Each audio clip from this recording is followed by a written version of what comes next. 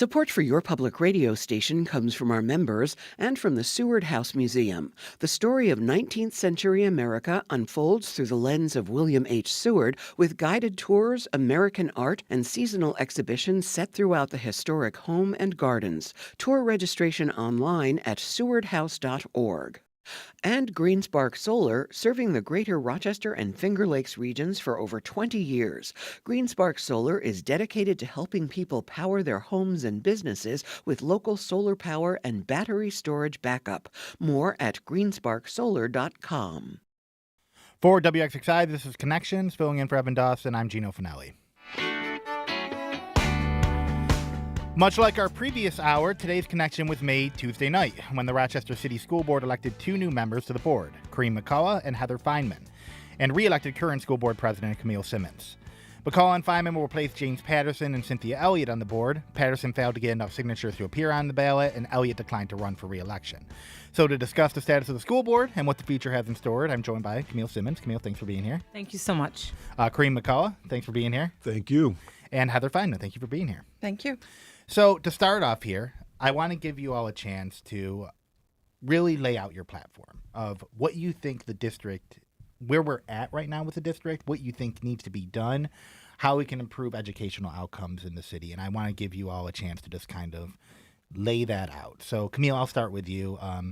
Currently serving as the school board president. I mean, what do you see as the future here? Yeah, I think it requires one vision, one mind, one vision. We need a unified school community. And when I say school district or community, I'm talking about all prongs, all hands on deck. This is not something the school district within itself can solve in this bubble. We really have to become an outward-reaching platform, reaching our parents, reaching our students, the greater part of the community. And it has to come from the board all the way through the entire system. That's what is required, and we need to have an understanding around those priorities. When I look at the school district and the state we're in, I recognize our children need us to focus on them, be it their social, emotional, mental health status, where they are, what they're dealing with day to day. We cannot afford to not give that the attention it deserves, and also recognize how that impacts their learning. And so when we look at their learning, these are not new scores. We know that our children are not reading at grade level, and there's grade promotion happening. So we have to really take this full community-wide support and approach to changing the school district and the narrative. Kareem, what made you run? What are some of your hopes of what you can accomplish on the school board? What made me run was I had someone see my work and say, hey, I think you'd be good for this. And it took me a minute, and I said, you know what? Maybe she's right. And what made me run was the fact that I have been in education for over 20 years, and I haven't seen Rochester be what it was when I was a student. And I would like to see that, and I would like to see a community that understands education and its purpose and its goals and what it means for our children and our future when they're learners that want and enjoy to learn. And so that individual saw the work that I was doing with my parents and my students and said, this would be something good for you. And Heather, what made you run, and what are some of the key things that you want to do in your time on the school board? So I've said it a million times, I'm a lived experience parent. I have 3 more kids in the district. I had 4 already leave the district or hopefully soon graduate, but didn't graduate. And I see what happens at the schools. I see what's happening in multiple schools and multiple levels and what was happening in the district. And I really, really wanted to find solutions. And that's why I'm running. I'm running for the kids, and I'm running for the parents who felt they didn't have a voice. And one of the things that I think the board is missing is that powerful voice of the parents and the kids. I think it'll be great to rely on all of the other people who have the experience that Kareem has and the experience that Camille has, and knowing the city, it's important. But I think that bringing us all together as a community means we have to have somebody who's really invested in the community and is in the community. Yeah. And that's what I bring. I love that you said that because, when we talk about lived experience, being a graduate of Wilson Magnet High School, having grown up in the 19th Ward, been in Rochester from the rooter to the tutor, right? And then having my son go through this district. I'm a lived experience parent who went through watching some of the same things you probably had to do, navigating the system and working in the schools. And so beyond technical expertise and skill sets, you do have to have that passion and that connection. And I think that's something we both bring to this table and some of the other members on the school board. But you can't have too many because I think your perspectives are going to offset some perspectives that I even bring. And I'm so excited to hear some of the things that you'll be able to say, hey, this is what I saw. And then I'll be able to share with you what I've seen. Mm-hmm. So as we were talking, I was just pulling up some data here to kind of reflect on, where we're at in performance of the students in Rochester City School District. And I have from the New York State Education Department the proficiency in English language arts between grades 3 through 8. Mm-hmm.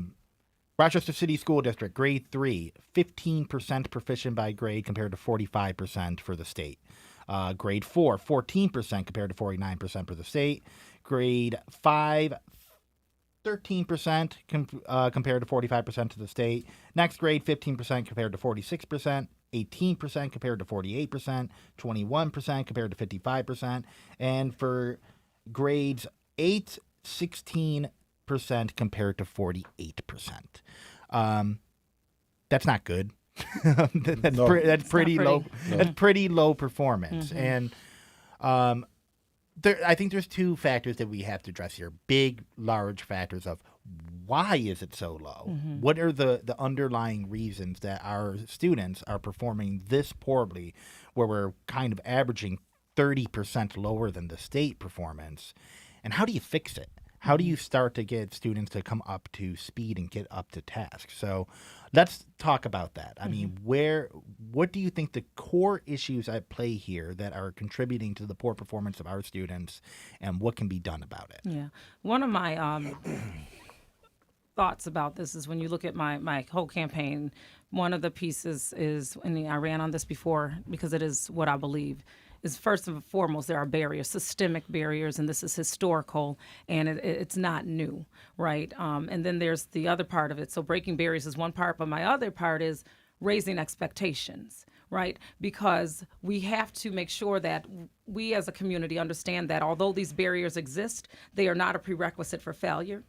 Right. And so we may see poverty and things of that nature that really definitely play in and create barriers to learning. But poverty is not indicative to one's ability to learn. Mm-hmm. And so when we raise our expectation of our children, we will begin to encounter them and engage them in that way. When children know and students know that you have high expectations of them, they are capable of rising to the occasion. There are much more intrinsic things throughout our system that we have to take a look at, from instruction, stability. We know there's a lot of instability. We are yet bringing in July 1 another superintendent, right? How do we stop and curtail that hamster wheel and ensure that our superintendents are consistent and long-standing in our district, and that we are selecting them for the right reasons and in the right way.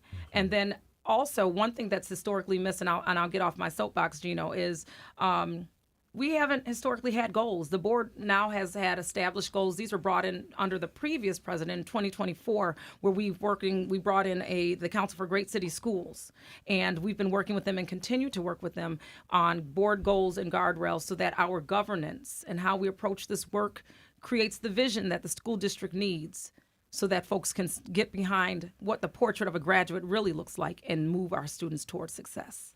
Yeah. I also think we can't discount the fact that we are a sanctuary city. I spoke to a parent who 85% of her son's fifth grade class spoke Arabic only. Mm-hmm. No wonder they're not working well with English. So I think there's a lot of things that we need to address, obviously, but there's a lot of really innovative things that are out there. There's grouping by reading level, and it's something that we've talked about, and I'm hoping that Kareem brings some expertise on some of the innovative ideas that we can bring forth. If we group kids by reading level, and they're doing this in one of the city school districts, they all rise together and no one feels left behind. And that is something that we need to work on. The kids' pride so that they feel like they're getting together. And we need to bring the community. At my own library, there are people that come in and volunteer to help the kids read every day. And those kids show up. And so if we bring the community and we raise the community's expectations and we raise the whole community together, it'll improve. And let's look at social promotion. So yeah, that's a whole big one. And I'm gonna have to both ladies said everything, right? I'm gonna piggyback off of what they already said. And what we need the community.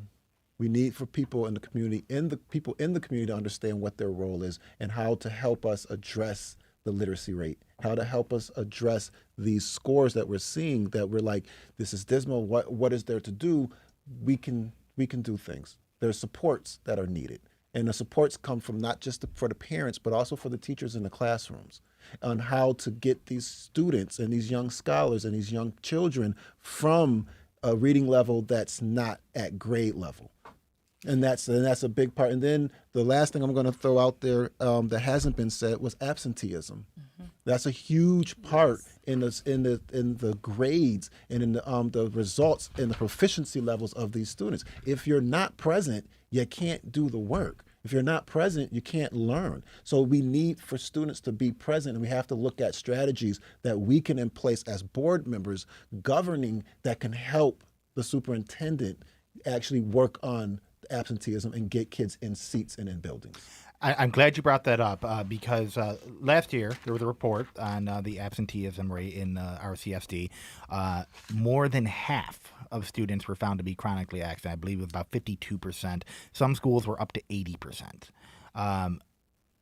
What do you do about that? I mean, if kids aren't showing up to school, how do you make them, one, they have to want to. And you have to give them a reason to feel like it's worth their time to show up. A lot of the reality is a lot of kids in the RCSD, especially when you get up to the high school level, they're probably helping support their families. The poverty rate is rampant, and school might not be the top priority for them. 100%. I don't think it's just kids playing hooky and going to hang out in the park most of the time. They're absent because they probably just don't. It's not the top priority. It's not the thing that they need to do to survive the day. So, and that results in the poor performance of students, the poor graduation rates, and kind of proliferates the cycle.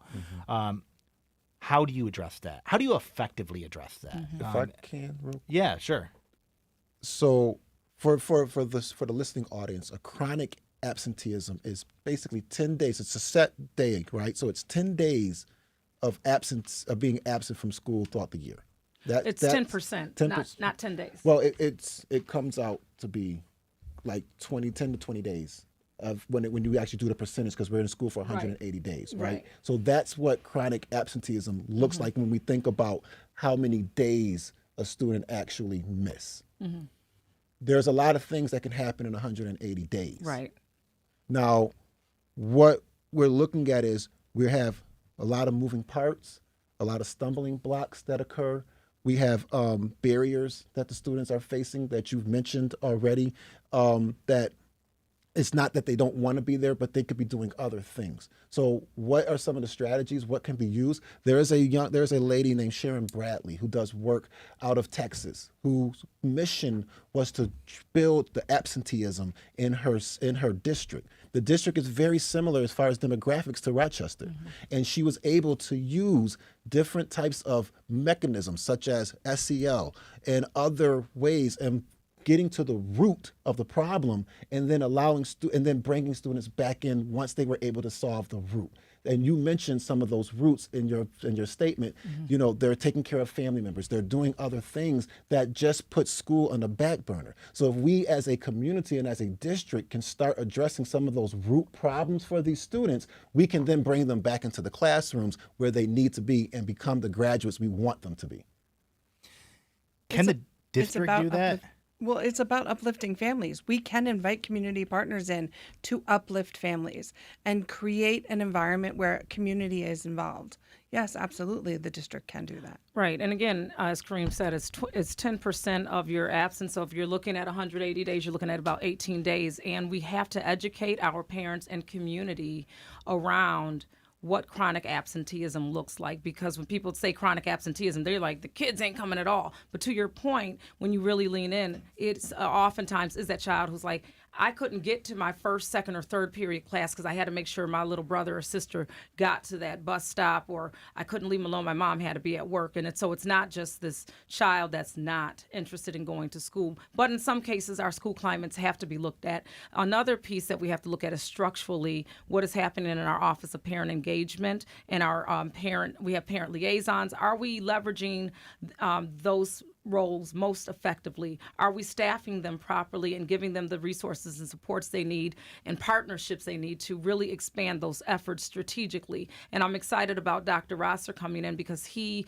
definitely has a strong understanding of community and parent support. And so I believe he's going to bring some strategies and be able to meld those with maybe thoughts and suggestions and other models that we bring forward. And if I can add one more part, and yes, thank you for correcting me, it's 10%. But I got you. I know you do. Listen, All okay. right. Now, and I want to add something to that, and this speaks on Heather's part as well with the community, is we have to start looking at different models. There's the community school model, which uses these wraparound services and these different types of metrics and these different types of strategies to actually go and support students and families to do the work that the school and the teachers cannot. And so this is important that we are looking at all of these different things and these different strategies to bring into the district so that we can actually start combating some of the problems that we've been seeing. We were homeless for 7 months 2 years ago. We told the school we had problems registering our children because they closed down the schools that 2 of my kids were in. We couldn't register them because we didn't have an address. And 3 months after we were housed, that's 10 months, we were asked if we needed any support. And we had to register as homeless with the district. All of the staff knew 3 months after we were housed, we were asked if we needed support. And I think it's important to emphasize that's not even an uncommon story. No, not at all. A report last year for the 2022-23 school year found that 1,755 students in the RCSD have been experiencing homelessness. Mm-hmm. So when you put that into context, that about 10% of your students, maybe a little less than 10%, but about 10% of the students that are in your schools don't even have a home to go back to that's stable.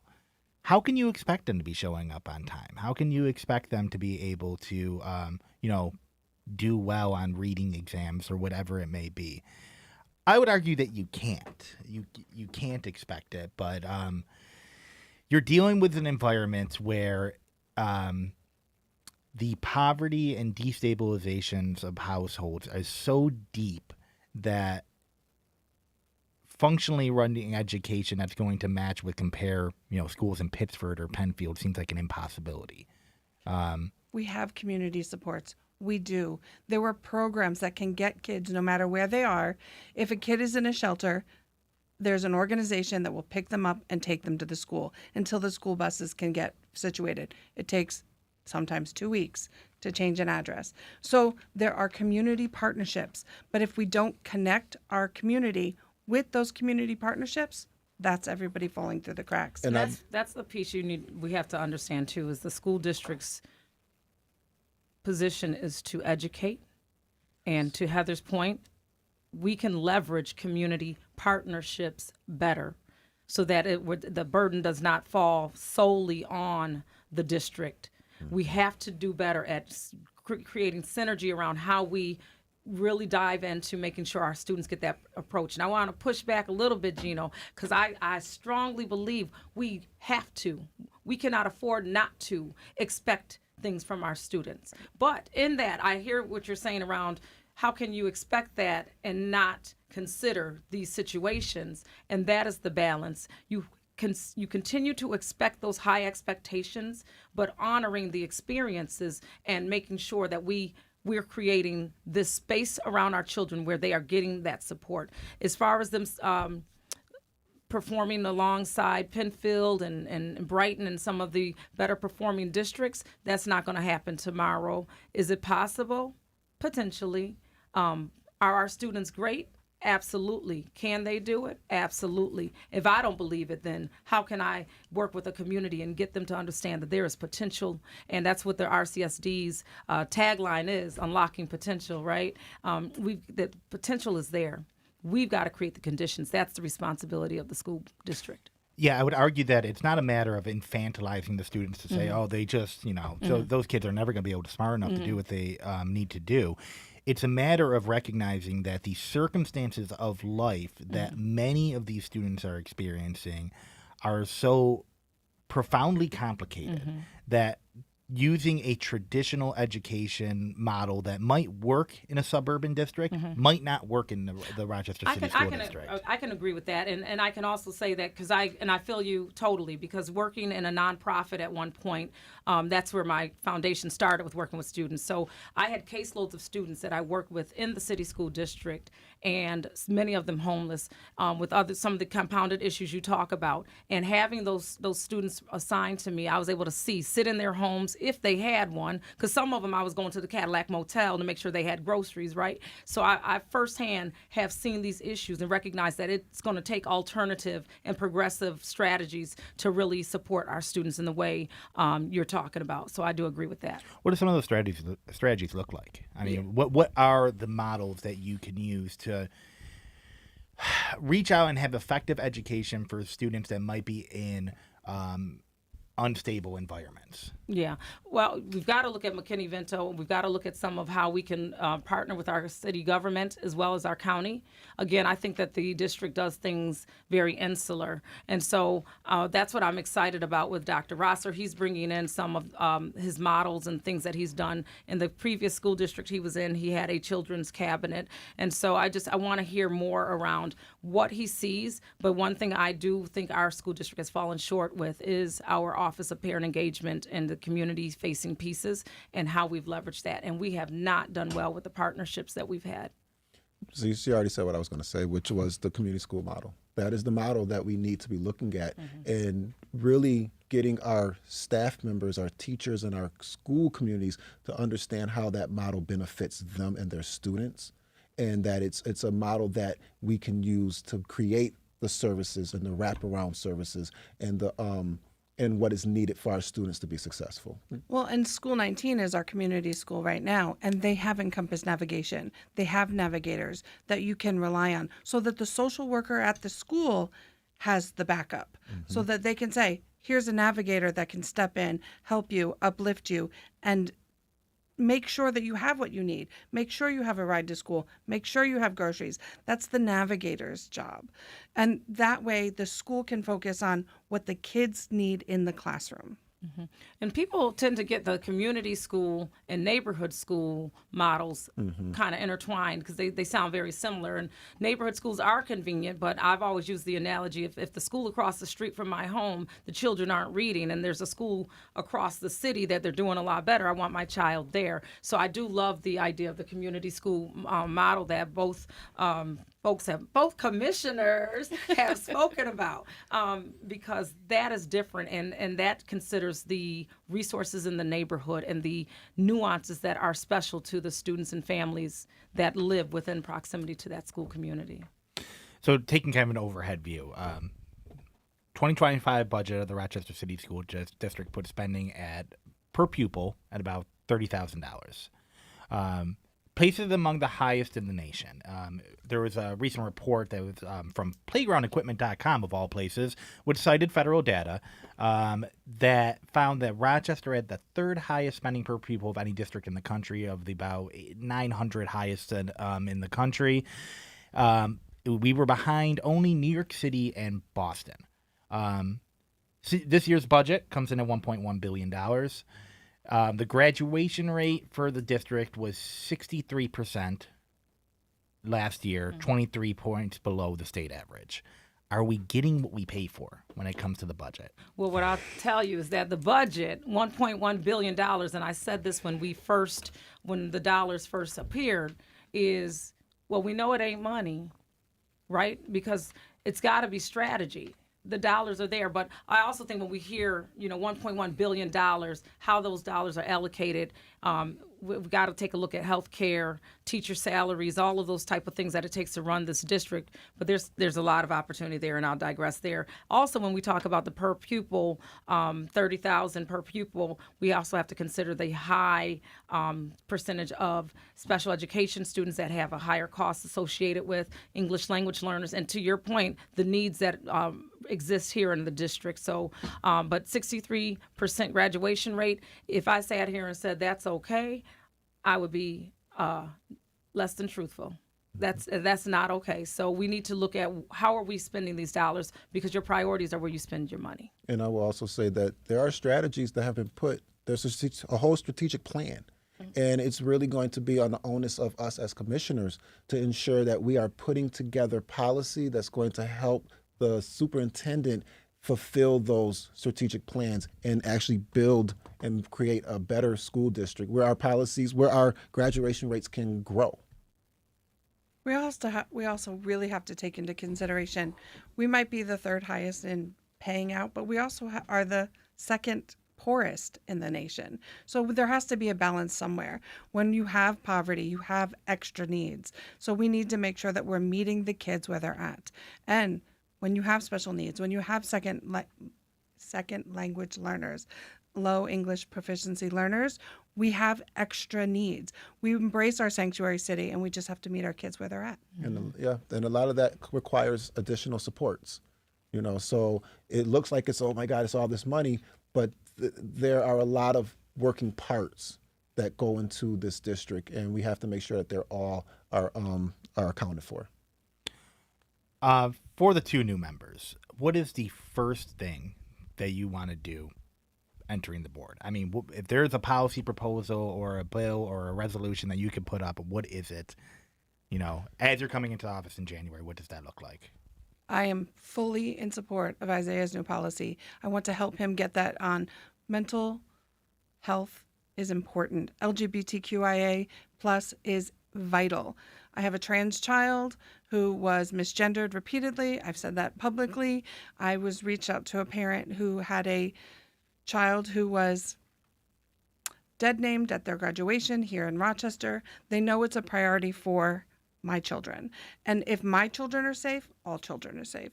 And so I need to make sure that all children are safe. So helping Isaiah get that policy and passed and everything aligned the way it needs to be, that's my first priority.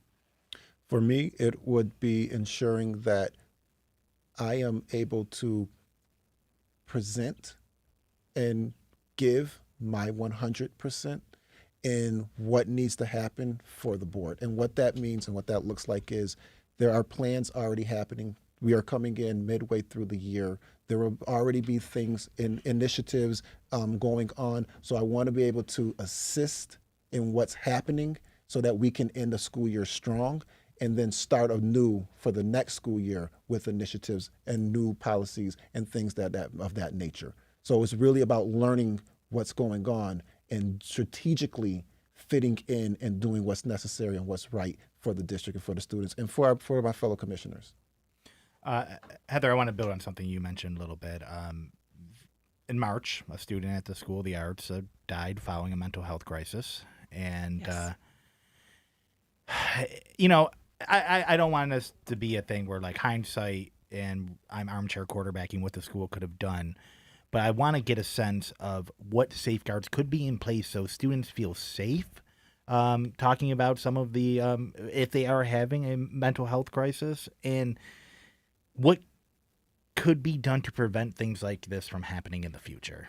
That's very easy. I mean, Restore gives safe zone training. So part of the mental health initiative and policy that's already being worked on, we're not coming into this, like Kareem said, we're coming into it midway, but we've been supporting this idea already in the community. I have. But Restore can come in and for free give non-mandatory training, because that's very important, to safe zone training in the schools. It happens all over the city. It doesn't happen all over the suburbs. It doesn't happen in the city currently. We need that to happen in our schools so that kids know who they can go to and who is quote unquote safe. And if it make it mandatory, then it's useless. But the kids will know who they can go to.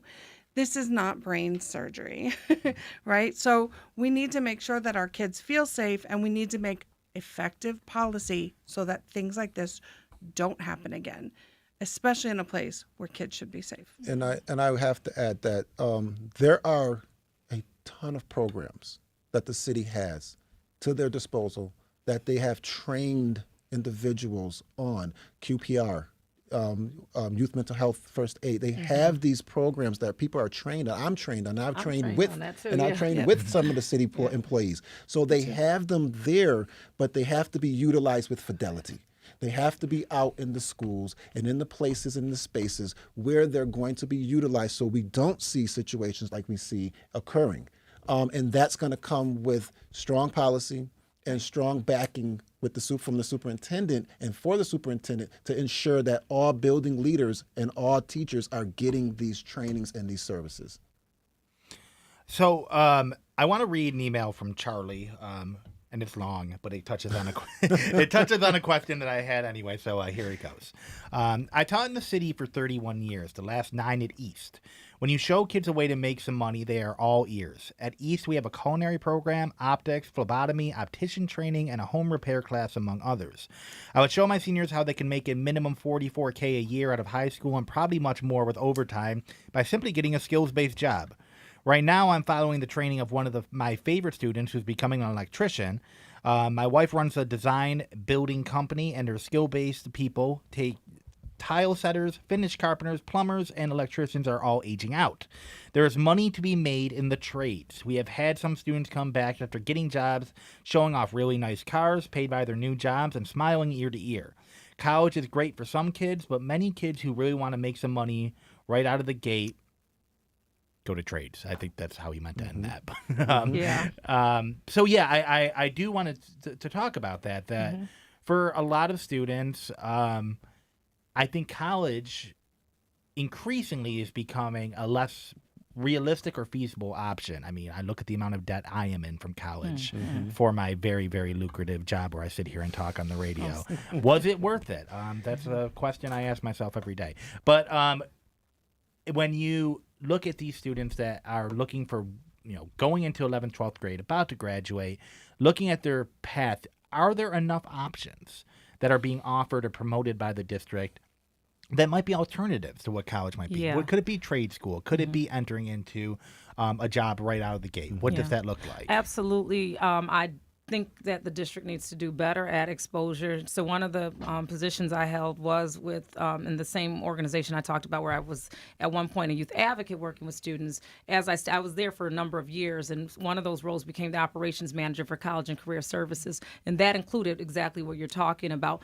And these were with city school students, looking at what career options they can go in and making sure they were exposed to skilled trades. And one of my gripes was always, we're waiting until they're in the 9th, 10th, and 11th grade to expose them to these opportunities. They need, our babies, our children need these opportunities exposed sooner. And one thing that the district is doing is trying to make sure that that gets into the middle school model as well, so that very young students know alternatives to college. I also like what's happening at the state level in regard to the Blue Ribbon Commission and alternative pathways to graduation.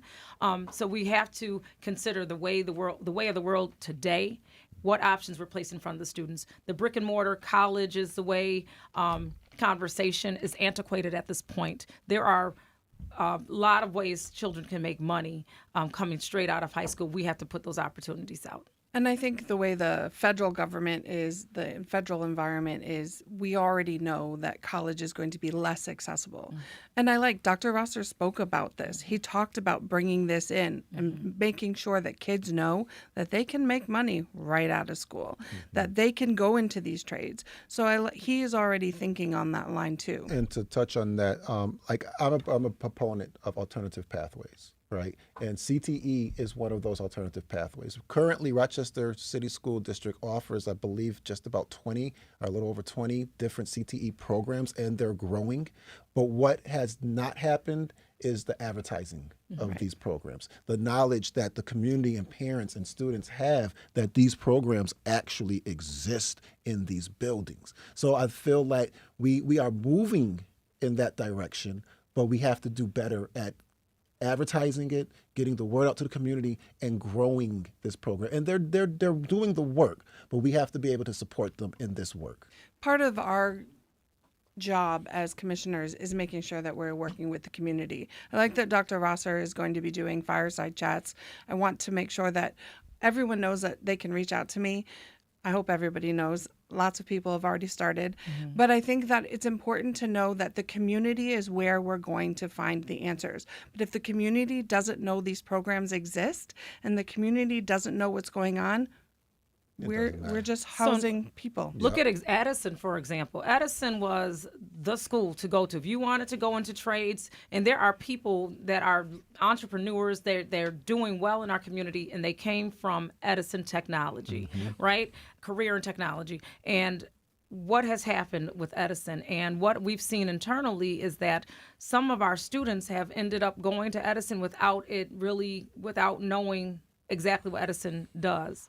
And so previously, students and families would pick that school based on what they understood would happen. And we've got to get back to what Heather said is increasing community knowledge around that. And I believe we have to get into the middle school level so that schools can go on these, just like we have job fairs and things like that. Let's have these CTE fairs. Let's see what exists in our schools so students can make those informed decisions and families. I just want to build on that a little bit because, the way I'm looking at this is it's a very, this isn't a Rochester specific thing. This is an American culture thing. Absolutely. I look at when I was in high school, your options were you go to college or it was almost like a moral failing if you didn't.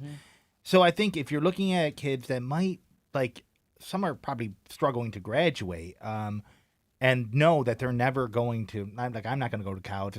If that kind of mindset, which I think permeates all parts of our culture, it's I'm not going to go, so I might as well just give up now. If that exists, how do you start to change the mindset? Because I do think it takes a cultural shift of how we view what you do after high school. It does. And to piggyback off of what Camille was saying, we have to start earlier. Yes. We have to start infusing our children with the mindset that they have these options. And by infusing it means exposing them to these different types of career paths and these different types of opportunities. And we have to start earlier. I'm a proponent of starting in elementary school, just so that we could actually start exposing our children. And then what this does is this sparks a knowledge and a fire to want to learn more. And then we talk about the literacy rate. This will spark that knowledge because now they have to read about these programs and these careers and these pathways that they've just seen someone do. So it's a part of that. Go ahead. I'm sorry, because now I'm excited. I'm sorry. When I get excited, I start jumping in with you. Sorry. You good. But I have to say, I agree so much because that's where the culture shift happens. We can expose the children, but if the adults don't start changing their messaging and their understanding of that need, the children aren't going to get it. And that's a mindset. And we got to change that adult mindset. Go ahead, Heather. No, exactly. I have one of my kids got to be a senior in high school and said, "You have 8 credits." And it was like, wait a minute, how did you go to become a senior in high school to find out you only have 8 credits? We need to have these conversations much sooner. And I have a deaf daughter. When she was 2 years old, we went to Imagine RIT, and there was a Bridge to PhD program, which was just federally defunded. But I said, "Can you explain this to my daughter?" And the person said, "What is she, 2?" I said, "Yes, she is 2. Explain to my daughter what this program means." And they said, "Okay, fine. When you get older, if you really want to, you can become a doctor." And she said, "I can become a doctor? Me?" She still says she wants to be a doctor. She was 2. She's 11 now. But somebody introduced that idea to her when she was 2. And to be fair, there are programs happening within RCSD that are doing this type of exposure with some of our children as we are speaking. They are connected with universities, local universities, and the kids are going at at the middle school age, in grade 6 and 7, and being exposed. But we need to see this done with fidelity across the board. Yes. To make that cultural shift in our district to where this is the norm. We're going to take our first and only break of the hour, and we're going to come back and talk more with the primary winners of the Rochester City School District Board. Support for your public radio station comes from our members and from Mary Cariola Center, providing education and life skills solutions designed to empower individuals and the families of those with complex disabilities. Mary Cariola Center, transforming lives of people with disabilities. More at marycariola.org. And we are back on Connections. I'm Gino Finelli discussing the winners of the primary election for the Rochester City School District Board. And, you know, I do want to touch on kind of like an elephant in the room. The federal administration wants to dismantle the Department of Education. And that last month was blocked by a federal judge, but that doesn't mean it's going away. So, I mean, that would be a huge shift in how the district operates. And, you guys are more experts than me. What would that mean for you, and how would you kind of navigate it? Yeah. So it's the partners that we've got to pull into, and when I say partner, all hands on deck, right? But government partners, community partners, and we've got to take a look at this budget because there will be implications, I think, in the next few years over this budget, and we're going to be in a position where we are going to need to know how to do more with less, and if we need to get ahead of that conversation. So to just kind of level set, we recognize that the SNAP benefits are under attack or compromised at this point. That trickles into our free and reduced lunch. We understand Medicaid and how that goes into our services for special education and students who have different needs and are able differently. All those things are going to be compromised, and we have to figure out what our new normal looks like and what are the contingency plans, because things are going to get cut. So we've got to get ahead of that. This is on my everyday thoughts because I have a deaf daughter who goes to a special school. So what did I do? Next year, she's partially mainstreamed so that if and when that school closes, she's ready to be mainstreamed. She's not going to have a culture shock. But I have to teach everyone as I go. Teach my daughter, teach her school, teach her mainstream school, teach everybody. But that's our job. Our job is to uplift and educate as many people as possible. And that's what we have to do. We have to educate, uplift, and just take it on. We're ready.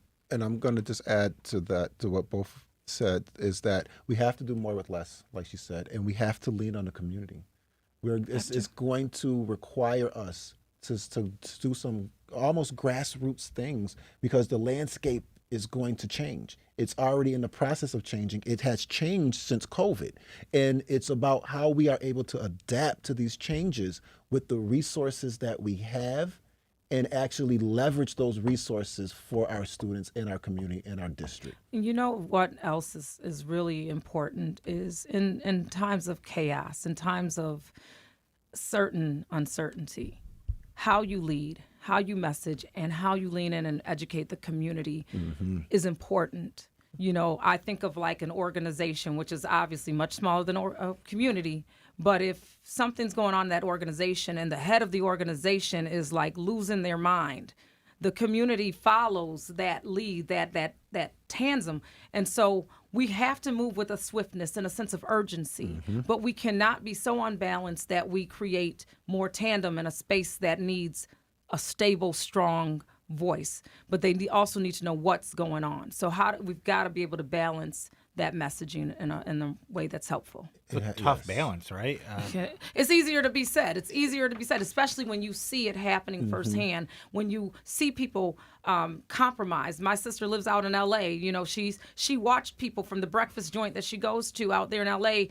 She went back to the car wash and all the people were gone. She's watched agents come in and literally take the people, you know.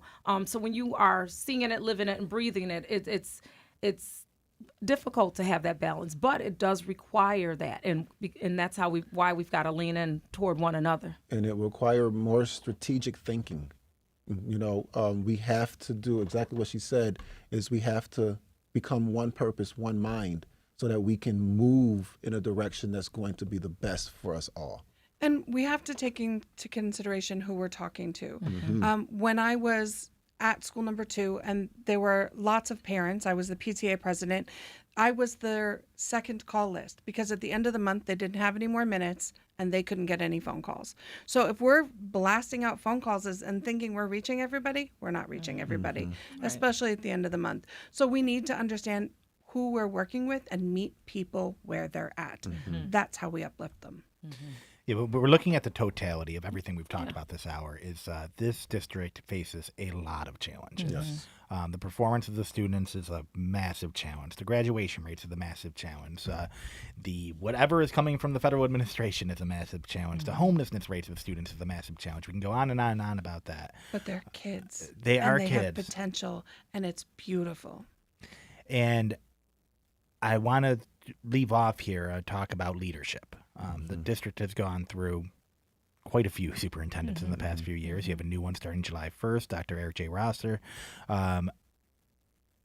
You will all be coming to office in January under a new superintendent, be 5 months into the job. What does good leadership look like in this time period where you're dealing with all of these issues and plus the growing uncertainty of what the future holds? Are you hopeful at all that things can be managed, that we're going to get on a better track? I don't think you would have ran if you didn't think there would be any chance of that changing. No one wants to, jump onto the sinking ship. But if you ain't got hope, you ain't got nothing, Gino, right? You have to move with hope, but you also have to move with purpose and intention, strategy. And I am hopeful, and I do believe that we as a collective board will be able to work together. And we're bringing new energies to the board right now. And I believe that that's something that we will see a shift. Any dynamic that comes in, you shift certain spaces. And so these are welcome individuals. Welcome to my colleagues on this board. As far as Dr. Rosser's success, he's only successful as a board. Last time I was on the show speaking with Evan, I said Superman himself can come here and will not be effective if our board doesn't get ourselves together, right? And so recognizing the talents and the scope of the superintendent and then the talents and scope of the board, and that that has to be balanced right. And so we are working with partners, right? We're bringing in NYSBA, the New York State folks, New York State School Board Association, the Council for Great City Schools. We're bringing in different folks that can help us get a rally around our board on what governance looks like. Our incoming candidate, or not even candidates, commissioners will be able to take part in these trainings as well. There's a lot that's happening right now that I think is going to set us up for success. I'll be quiet. Well, I'm so excited by Dr. Rosser. I mean, I've seen him multiple times. I went to his first fireside chat. I've bumped into him in the community more than I've ever bumped into any other commissioner. And I'm in the community, and I've been in the city school district a lot. So I think there's so much passion already that he brings, which is amazing. But I also love that he's an impacted person. He has a lens that he sees. And that is what this community really needs. I think there's a lot of disconnect. And by bringing that in, that's one of the lenses I openly say we were homeless. I have a lot of degrees, very educated white woman, lots of white privilege, still was homeless here in Rochester with disabled kids. I want to talk about all those lenses and having an impacted lens. And Dr. Rosser has an impacted lens. I think he brings so much to the city already. I'm just so excited about the partnership. Good. And I'm going to just say sustainability. Being able to sustain where we are through the turmoil, through the mess, through the situations that are coming down from whether it be Washington or the state. Sustainability is the key. And Dr. Rosser, that's one of his key words. And knowing that's where he stands and where he plants his foot in creating something sustainable, that is what we need in Rochester. And it's on us as commissioners, new commissioners, it's on us to actually help him create that sustainability that we need for our kids in our community. What does that look like? What would you define sustainability and stability as? I would define that as a network, because it's not just one, right? It's a network of individuals, of organizations working together for a common cause and that in purpose, and that is to create graduates that we can say came from Rochester and can be put back into our community. That is what it looks like. And that is a long course, right? It's not a short course. It's a long course, but it's something we, at this point, we have to use urgency, strategy, and purpose behind. I mean, those dollars have to match up. You've got to create strategic plans that have long-term effects that are sustainable through finance, sustainable through implementation, execution, all of those things. We have to consider the whole kit and caboodle on how these strategies are brought out, and that is what will create the sustainability. And we've got to stick beside it. Our district educators and students, they have been the remnants of this ever-changing system. The curriculum changes, the superintendent changes, the orders change, the board changes, whatever happens. It's just this trickle effect that we have to put a stop to at this point.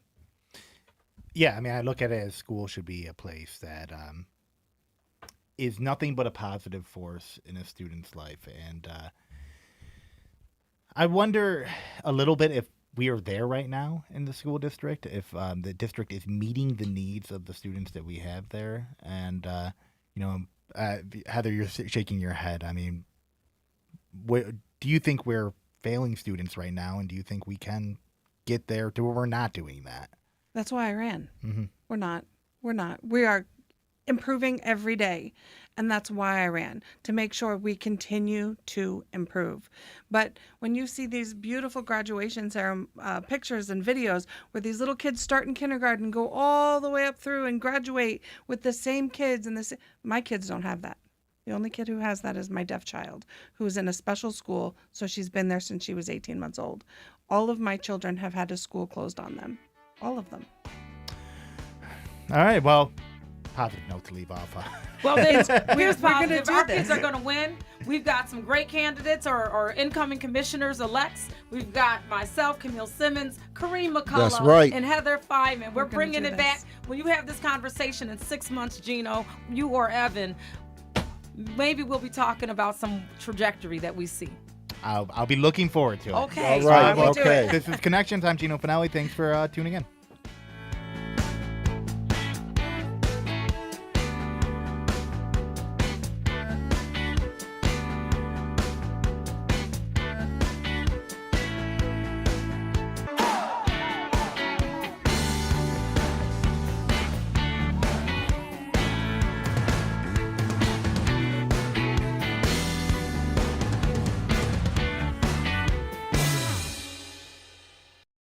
This program is a production of WXXI Public Radio. The views expressed do not necessarily represent those of this station, its staff, management, or underwriters. The broadcast is meant for the private use of our audience. Any rebroadcast or use in another medium without expressed written consent of WXXI is strictly prohibited. Connections with Evan Dawson is available as a podcast.